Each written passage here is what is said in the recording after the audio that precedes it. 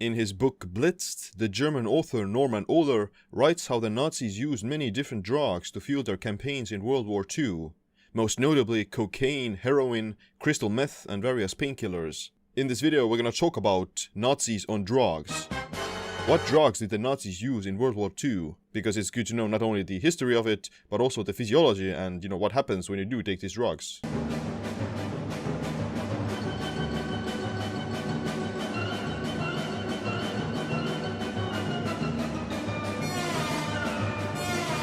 Drug use was actively encouraged in the Wehrmacht by officers to make the troops more alert, have higher endurance, and not get tired during long days of marching or fighting.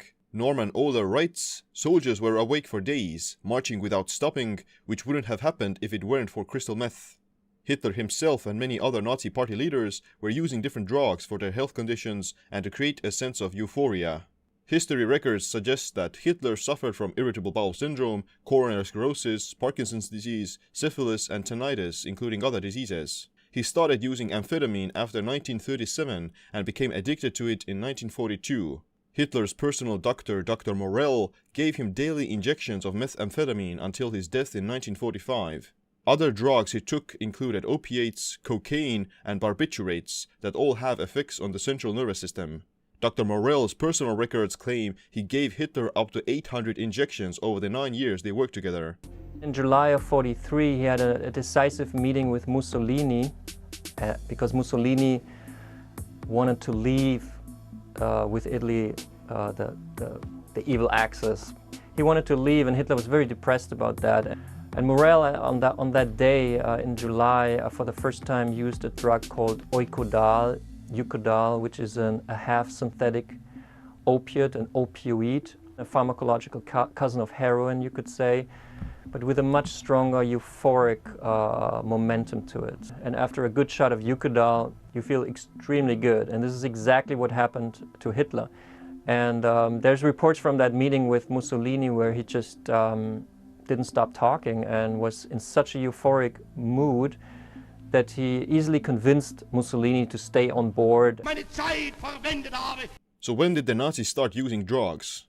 Germany's pharmaceutical industry was the world's most advanced and financed during World War I already, thanks to the invention of morphine by a German chemist Friedrich Sertuner in 1804. Morphine is a powerful painkiller and opioid that is often used by the military and doctors to reduce the feeling of pain. Morphine was patented and globally distributed by the German pharma company Merck in 1827. During the Nazi Party rule, Merck, which back then was named Wehrwirtschaftsführer, was manufacturing products for the war, such as narcotics, supplements, biocides, and other chemicals. Merck is still operational today. Another major German pharma company, Bayer, started using heroin, a derivative of morphine, with great success to substitute morphine for cough suppressants. However, although Bayer marketed heroin as a non-addictive morphine substitute, it was soon discovered that heroin had the highest rates of addiction among its users. The name heroin was coined from the German word heroisch, which means heroic or strong, because the drug also had euphoric and invigorating effects. Heroin was legal during the First German Empire or the Second Reich, and it was widely used in World War I to treat chronic pain and respiratory conditions. After Germany's defeat in World War I, Bayer lost some of its trademark rights to heroin under the Treaty of Versailles. Bayer is also still operational today, and is one of the biggest pharma companies in the world. In the Weimar Republic, most drugs were legal or allowed with a medical prescription to relieve pain and improve performance. Many World War I veterans were addicted to painkillers and drugs for pain relief. These tolerant drug policies were adopted by the Nazi Party as well in the Third Reich. Despite the tolerant views on drugs, the Nazi Party was more critical of alcohol use and smoking. Hitler stopped drinking alcohol around 1930s when he adopted a vegetarian diet. He encouraged his close associates to do the same. So what kind of drugs did the Nazis use in World War II? In 1937, a Berlin pharmaceutical company, Temmler, came out with a methamphetamine called Pervitin, which quickly became a bestseller among the population. The Wehrmacht found out that Pervitin reduces fear, it reduces your need to sleep, and it makes you more aggressive. So these three reasons seemed perfect for the German army in 1940. Drugs came into play, for example, for the army in the war as a sort of pharmacological weapon. just as they used real weapons. Churchill said to his French colleague Daladier when the Germans attacked that he shouldn't worry so much about the speed of the German army, because after 12 hours they would have to rest, but the German army, being high on methamphetamine, didn't have to rest. Churchill didn't know about this, so in the first 3 days and 3 nights the Germans made huge advances by just not stopping and surprising the Western Allies this way. Because Pervitin had a really serious hangover and some even became violent, it was not allowed to be used by the troops after 1940 and was tightly regulated by the military. It would be interesting to think about what the course of the war would have looked like if the Wehrmacht kept on taking the drugs. The Nazis weren't the only ones taking drugs to fuel their war efforts. Allied troops and pilots were also often given amphetamines to keep themselves awake. The drug of choice for the Allies was benzedrine, which is an amphetamine sulfate. It's estimated that 72 million amphetamine tablets were consumed by the Allies during World War II.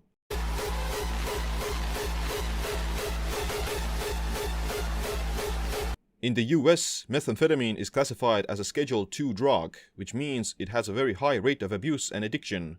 Despite that, it has been used in almost all military conflicts of the last century. It was used in Vietnam and probably Iraq.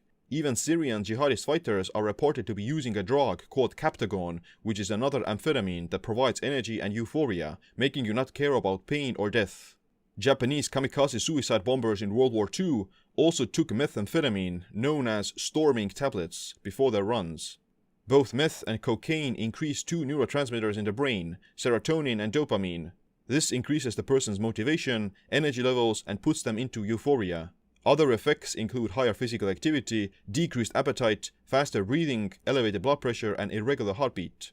So basically, it makes war and fighting more effortless. Because of the quick release in dopamine, the drug encourages drug-taking behavior to repeat the experience or to get the high.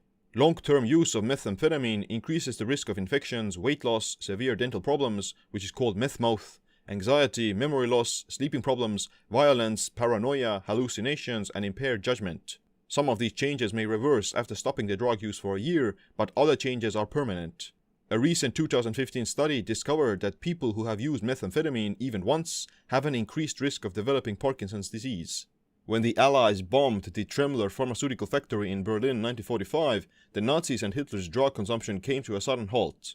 As Hitler's drug supply ran out, he suffered from severe withdrawal symptoms like paranoia, psychosis, low dopamine, rotting teeth, extreme shaking, kidney failure, and delusions. During the last week of his life, Hitler was seen shaking and cold all the time, as is common for people who go into withdrawal. This shock can often result in death. Today we call methamphetamine crystal meth, but today it's produced under different conditions in illegal labs. So methamphetamine by Tremler was a pure product. Pervitin was taken orally, so the effect is milder than snorting crystal meth. According to 2009 statistics, there are up to 25 million amphetamine abusers in the world, and the numbers continue increasing. There is also a massive opioid crisis where people are addicted to opioids to treat their pain. It's estimated that between 1999 and 2016, 453,000 Americans have died from opioids. Painkiller prescriptions have tripled from 76 million to 219 million. In conclusion, drugs are very widely used in war and other high-stakes professions. They do apparently improve performance and vigilance, but at the same time, it has many negative side effects on the person's long-term health. Addiction is almost guaranteed with prolonged use of these drugs, and it changes the brain permanently. Unfortunately, war is war, and many countries wouldn't hesitate to give their soldiers speed to gain an extra edge in combat. If you want to improve your mental performance, alertness, and wakefulness, then the best thing for that is sleep. Your body and brain repair themselves during sleep, and poor sleep is linked to neurodegeneration and reduced cognition. Check out my total sleep optimization video course to correct your sleep-wakefulness cycles, circadian rhythms, and speed up recovery. But other than that, thanks for watching this video. Make sure to click a like, subscribe, notification bell as well. My name is Seem. Stay optimized, stay empowered.